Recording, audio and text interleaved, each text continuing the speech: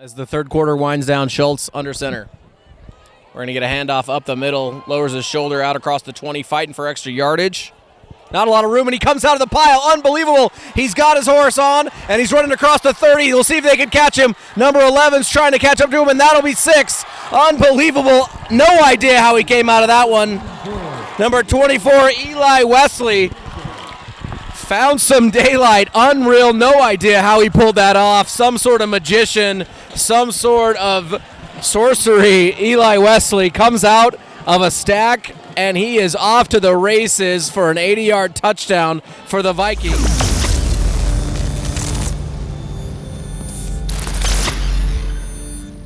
Welcome in Deseret News Rewind. Dusty Litster, Dane, Stewart, as always, presented by Heidemann and Associates, brought to you by the Utah Army National Guard, and now outfitted by Black Clover. Yeah, Dusty, I'm still feeling sharp, man. We got some new looks going on this week, and nice and cool. They're breathable.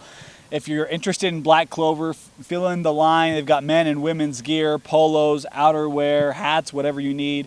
You can visit their store off 123rd South in Draper next to the water park, or you can go to blackcloverusa.com. Use the promo code DNR20 for 20% off your order from Black Clover.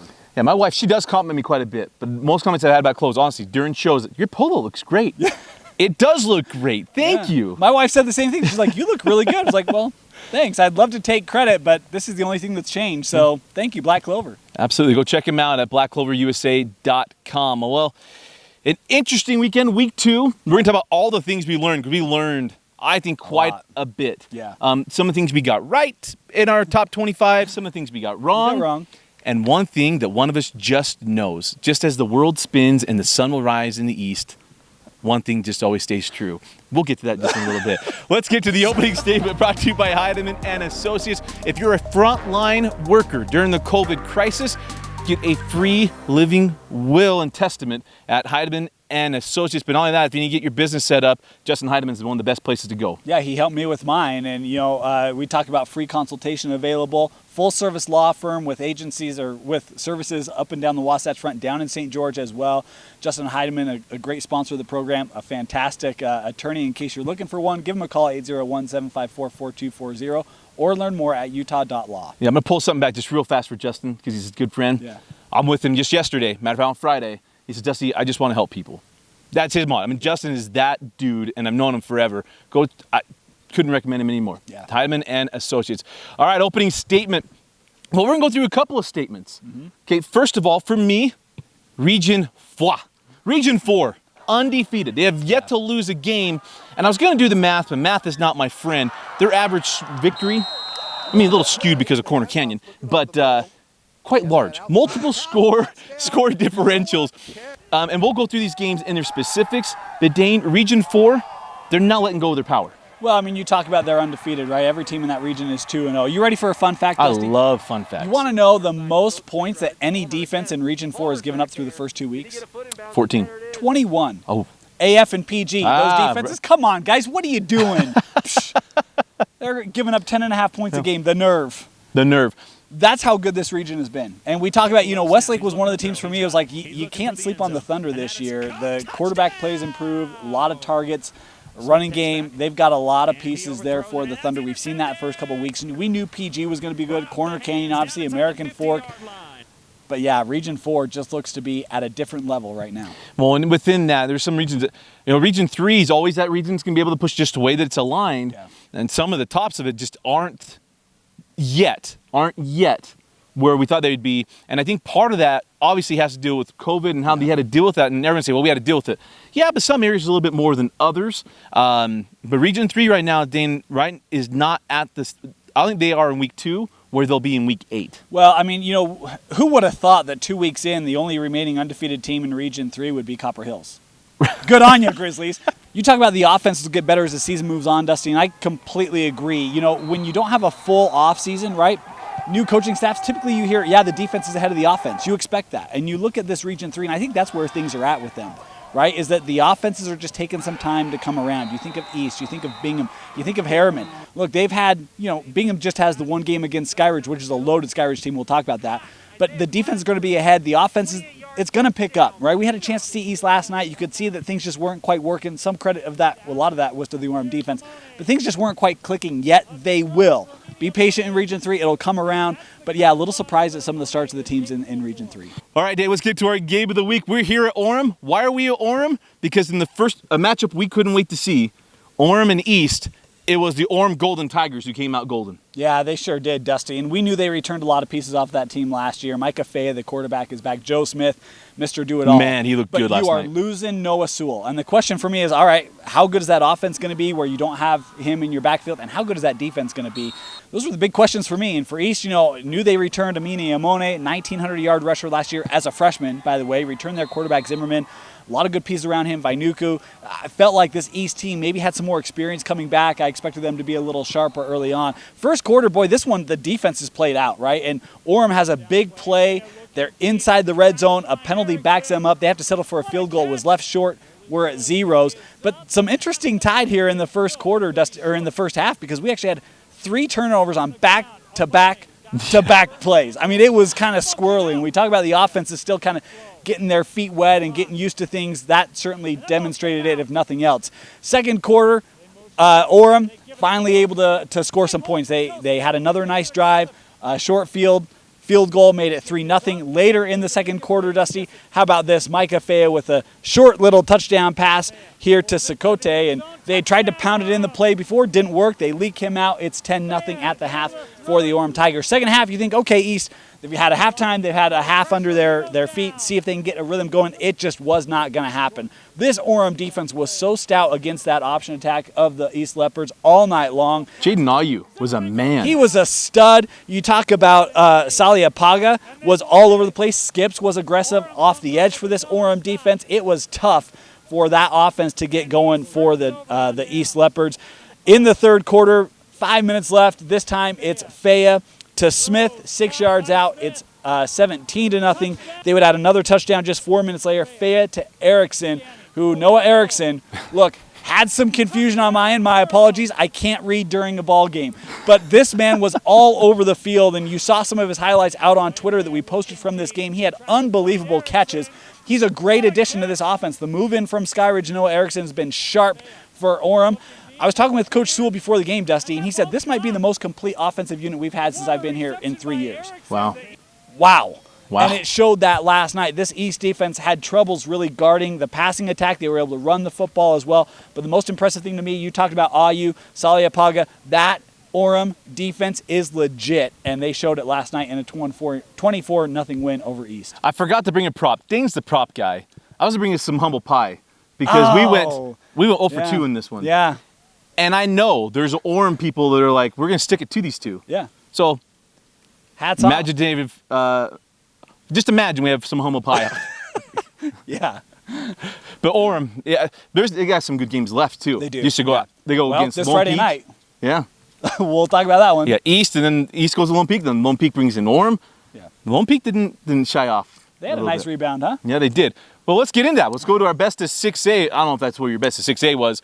Best of 6A. Dane, where you want to start? Well, my best of 6A is not Lone Peak. We'll talk about them later. You'll want to hear how their week went. My best of 6A is actually going to be the team that Orem will face Friday night. How about the Sky Ridge Falcons, Dusty? Everyone was so interested to see Coach Peck back on the Bingham sideline. Week 1, game doesn't play due to COVID. That game against Weber canceled, right? So we have to wait till week 2 to see Dave Peck back at Bingham. And I know there were a lot of expectations on Coach Peck getting Bingham back. Folks, it's going to take some time. This is not flip the switch sort of a thing, and I think that's what we saw in the game against Skyridge. The Skyridge Falcons 35-7. How about Hillstead? We had said, I don't quite know what we're going to see at that quarterback position, and Hillstead, he's going to be just fine, folks. Yeah. 5 total touchdowns on the night for Skyridge, 4 passing, 1 on the ground. The Skyridge Falcon defense was absolutely a monster in this ball game, caused all sorts of havoc. Bingham only putting up 7 points, Dusty, and we've got a fun fact for you a little bit later about the Miners. We'll talk about that in another video.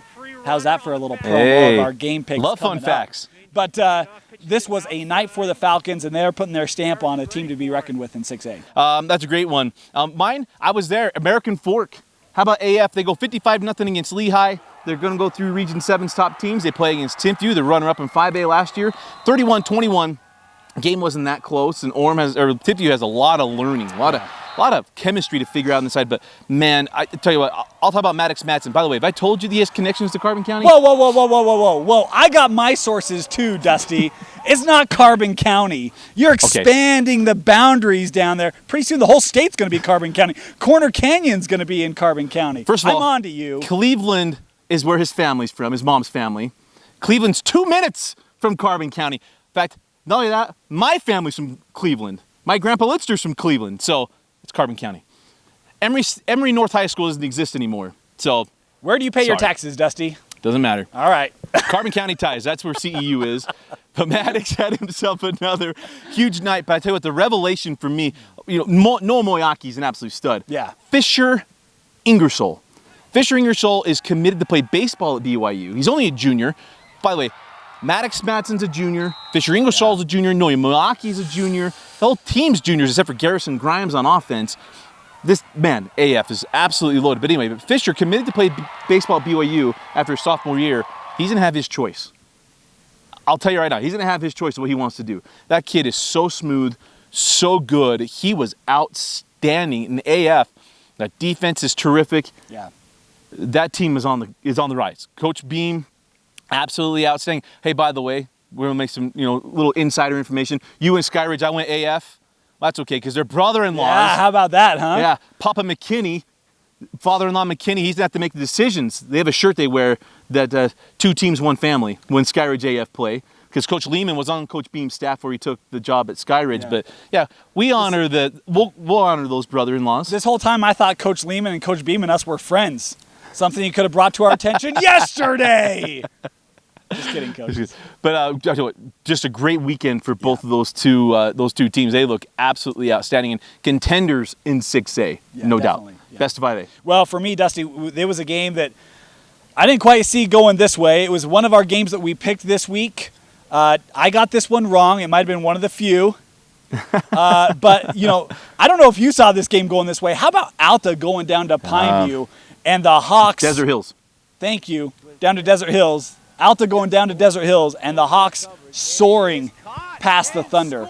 Wow, 54-14, Dusty. And that was one, I did not see that game going that way. Ethan Jackson had 3 passing touchdowns. DeAndre Randolph had 2 receiving touchdowns. Had a pick 6, a block kick for a touchdown. Alta all over the place in a dominative win. 2 pick 6s in that game and a Hail Mary to end the half. Jackson gets away from the pressure, threw an absolute frozen rope to the end zone. The receiver behind all the defense. It wasn't really even a Hail Mary. I mean, it was just a blown 9 route. How about this one? By the way, did you know Dallin Hall's brother plays football for Fremont? I learned that this week. Thank you, Dallin. Told you we'd get some love for another Hall. But Fremont goes down to Salem Hills. And Salem Hills, we knew Jarrett Elmer was going to have a great year. Jarrett Elmer, Austin Hollows, Will Leota, all rushed for scores. Salem Hills fell down early. Fremont took an early lead. Salem Hills wins this one 27-10. Region 8 right now. You got to figure a lot of things out. But Salem Hills is one of those teams not having to figure out a lot because they brought back their studs who made it to Rice Eccles last year. It was a 17-0 fourth quarter for Salem Hills to pull out that win. Yeah, absolutely outstanding. Skyhawks can be really, really good. Yeah. All right, your best of the rest. All right, for me, Dusty, it was a big game this week in my mind. Summit Academy taking on San Juan. Remember, San Juan had a nice week 1 win. Yeah. A lot of options in that Broncos offense. But on this particular night, it was a night for Summit Academy. Joe Garlick had 4 passing touchdowns to 4 different receivers. Case had a pair of rushing touchdowns and one of the receiving touchdowns. One of his rushing touchdowns, 95 yards. It was a night for Summit Academy. Wilbur had a pick 6 as the Bears with a solid 49-28 victory over San Juan. Man, you know who I feel bad for in the first 2 weeks and out of 5A ranks? Box Elder. Oh, man. Heart-wrenching loss against Kearns. Couldn't quite get it going. Then they go to Green Canyon, and Parker Buchanan is throwing the ball all over the place. Brian Braylon Majors, 30 yards out. He has a 53-yard touchdown pass to Braylon Majors. We salute you, Mr. Majors. But Parker Buchanan, I feel like the Bees, hey, they're figuring this out. Coach Gunther's got to be enjoying this. But he had to play against Green Canyon. Coach Ander, what he does? Coach offense. They coach offense. Jake London had himself a terrific night, including the game-winning play to Jake Regan, 4-yard pass from Jake London at the end of the game, scoring the last 14 points. Green Canyon scores the last 14 to win this one 30-29, knocking the Bees to 0-2 on the season. But a great start here for Green Canyon. That game-winning touchdown came with 14 seconds left. Yeah. Hang in there, Bob close. Souther. Yeah, Coach Gunther, they'll figure it out. Yeah. Region 5, they'll have their That's chance wide there open. in Region 5. That region is wide open. Yeah. We still have a lot to learn about Yes, Region we 5. do. Yes, we be do. very, very interesting. All right, let's go to Quick Hits, brought to you by the Utah Army National Guard. You need to make a change in your life. You need to get education paid for. Now, if you want on-job training, get $20,000 in tuition assistance or up to $20,000 in a signing bonus. Yeah, you can learn more at nationalguard.com. Well, Dusty, my first quick hit, I'm going to stay in Region 5. A team that, hey, they were on my outside top 25, the Bonneville Lakers. They had to play Skyview. They lost in this one. That Bonneville team, I think, will contend for Region 5. But to me, this actually signifies how good Skyview really is. I didn't quite know. Graduate Falslev, I know you have Carlson coming back. 49-21, Skyview all over Bonneville in this one. You talk about Walter Collins had 2 rushing touchdowns, 1 receiving touchdown. Carlson with the 2 passing touchdowns. Best had a good game for Bonneville, but wasn't enough in the Bobcat win. I'm only doing this one because it's painful, but yet I enjoy the story. How about senior night in week 2? Cottonwood comes out and says, hey, how uncertain everything is in 2020, we're going to do our senior night tonight. Yeah. My Dinos can't make an extra point, and Cottonwood wins 14-12 over my Carbon Dinos. As far as I know, the first meeting between the Dinos and the Colts, I should have looked that one up, but I'm going to say that one anyway. But congratulations to Cottonwood and getting the win over my Carbon Dinos. I kind of salute you. Interestingly enough, another fun one for us. We talked about Dustin Smith losing double overtime last week in his first game against Cedar City. Well, he brings in Cedar Valley. You got to take on a valley, not just a city. You got to make them spread themselves out.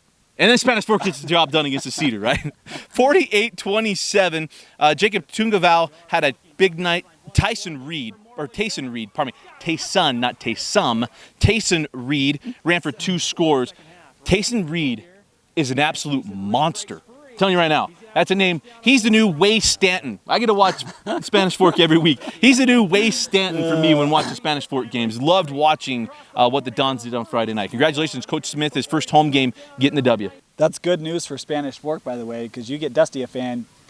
He's as loyal as they come. Every week.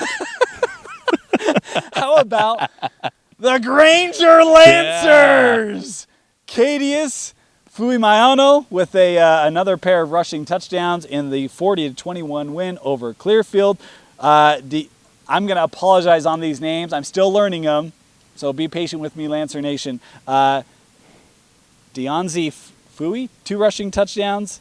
Desmond Fui with 1 rushing touchdown. The ground game working well for the Lancers. They're 2-0. Really, really good. Yeah. By the way, I can't go through anything without talking about this team. Corner Canyon.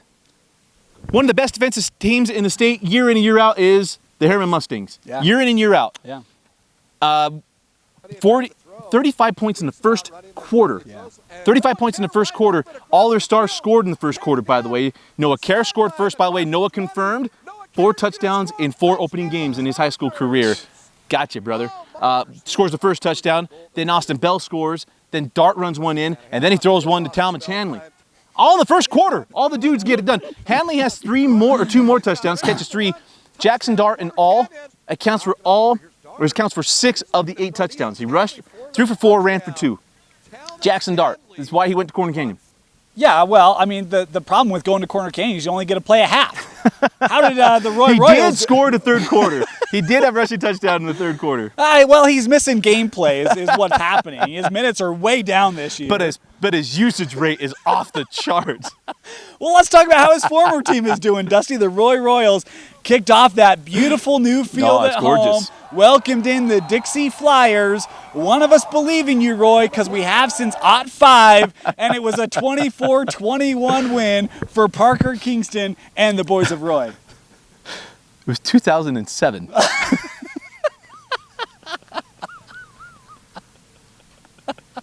And it was basketball. Either way. It doesn't matter. It translates. Oh, that's awesome. It's so funny. How about Kearns? Mountain Ridge. I'm gonna eat some crow here too. I took Mountain Ridge. I was riding the Mike Mayfield train. Kearns you're wondering how good Box Elder was. Kearns really struggled Box Elder. Couldn't quite get things going. He had 2 touchdowns that were off of non-offensive plays. But in this one, 21-point first quarter, and Kearns just absolutely took the Sentinels behind the woodshed, 41-14. Coach Rickards and crew really have things going in the right direction. Region 2 looks to be all Kearns. Well, Dusty, I actually have a note about that one, if you will. I'll love it, yeah. Coach Rickards has a message for you. Thank you for the tackling fuel. We got your back, Kearns. I'll tell you this, Dusty. Stats weren't reported, but talking with Coach Rickards this morning. How about this night for the Kearns Cougars? Iosefa Toyavau. Toyavau, My apologies. I'm working on that. 219 yards passing, a pair of passing touchdowns. Neki Lehigh had 2 rushing touchdowns, and Polanco had 2 rushing touchdowns. Well, they were both just shy of 100 yards each, and a big night for Kearns. Tackling fuel. There you go. By the way, you give the notes, so I got to go back to back. West. Great. Go for it. This was supposed to be the home opener for West, but because of the restrictions within Salt Lake City, they agreed to play at Woods Cross. Turned out to be pretty good. Putu Tao's pick 6 under 2 minutes remaining helped West knock off Woods Cross. This game was close, and Woods Cross was driving, trying to make something happen, and got the turnover and the touchdown. To this West team, big plays. They are a big play team, and we certainly see that Junior Solavi in year 2. He's got really West heading, we think, hopefully in the right direction and figuring out what they're going to do in Region 2. Region 2 right now, Kearns, and then we're going to see what Granger, West, and some of these, and Hunter had a tough loss. We'll talk about probably that in a minute. But there's some teams that can maybe push them, but those other teams, that's going to be quite the battle below Kearns. Clarence Bird Butler, young man for West. Watch out for him. How about another one, Dusty, that was one that I also got right. I wonder what he picked for his quick hits. How about the Bear River Bears, Dusty, taking on the both Morgan got this Trojans? One right. Yeah, we both got this one right. More. Oh, yeah, you're right. You did. Yeah, we both took Bear River. Yeah. 20-14. What a win for Bear River. They led this game 20-0. Morgan makes a late charge. The Bears able to hold on for a nice win. A team last week that had a tough loss that came back in the next week to get a gutty, high-scoring win. How about Taylorsville bouncing back at that tough loss against Copper Hills? Braxton Bates with a touchdown run in overtime to get the win, 37-31 over Northridge. Northridge loses 13-10 week 1, loses an OT 37-31 the next week. Heartbreak city for the Knights. You know what? Do you feel that, though, Dusty? It's a nice breeze. The winds are changing at Northridge. Coach Frescas, he's going to get that thing right. You can already see progress. Hang in there, Northridge. It's going to be okay. How about another one that, to me, was a big interclassification game? Pleasant Grove, Maple Mountain. Yeah. And the Maple Mountain Golden Eagles, look, we said they were one of the teams we wanted to keep an eye on. I think we had them at 15th or 16th in our preseason poll and knew they returned a ton of talent. We talked about them last week. 19-14, Pleasant Grove pulling out the win. But that Maple Mountain defense, you hold PG, this offense to 19 points, and you put up 14, you have a shot to win. Tell you what, Maple Mountain in Region 8, I know they lost, sending notice. They're going to be a team to deal with. Darius Clemens got hurt his wrist. The PG scored in the first 3 drives of that game, did not score again. Wow. And Maple Mountain, Kyson Hall had 2 more touchdown catches. Yeah. He's got 5 through 2 weeks. He and Nelson, needless to say, they are simpatico and got that stuff figured out. Be a fun. By the way, here's a team we had in our top 25, and you started wondering where. How about Davis, 2-0. Chance Trujillo had a big week. Owen Murdoch also caught 2 touchdown passes from Trujillo. A big win. Davis all over Viewmart in week 2. They are now 2-0. Davis starting to feel a little bit more like the Davis of old. Spute.